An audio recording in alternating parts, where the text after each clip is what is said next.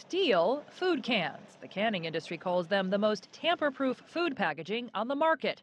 So when the American canning industry caught wind of President Donald Trump's pledge to slap steel tariffs on trading partners, it sent a letter to the White House saying, "Don't meddle with our metal." Quote, even a small increase would create further price pressures.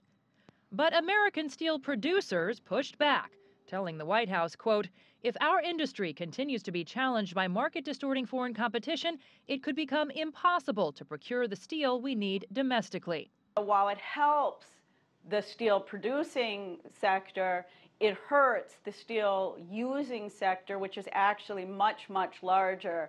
In fact, U.S. Commerce Department statistics show that for every one American whose job is to make steel, there are actually 16 people whose job is to make something with that steel. And what that means is that steel tariffs won't just be penalizing American trading partners, but American workers here at home. But Trump wants to penalize China for producing more steel than it can use, accusing their overcapacity of depressing global steel prices. According to the Chinese government, Chinese steel output rose nearly 6% in April of this year, above a previous all-time high set last spring.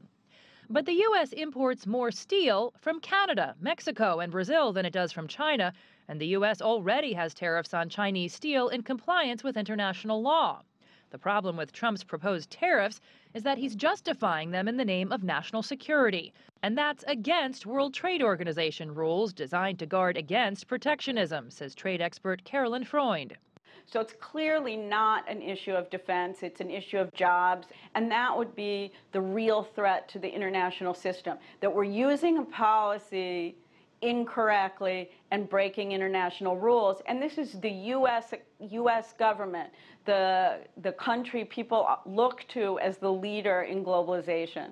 The better alternative, says Freund, is to build on the G20 communique reached in Hamburg, Germany, getting global agreements to cut down on overcapacity in the steel sector instead of penalizing trading partners who are not part of the problem. Jessica Stone, CGTN, Washington.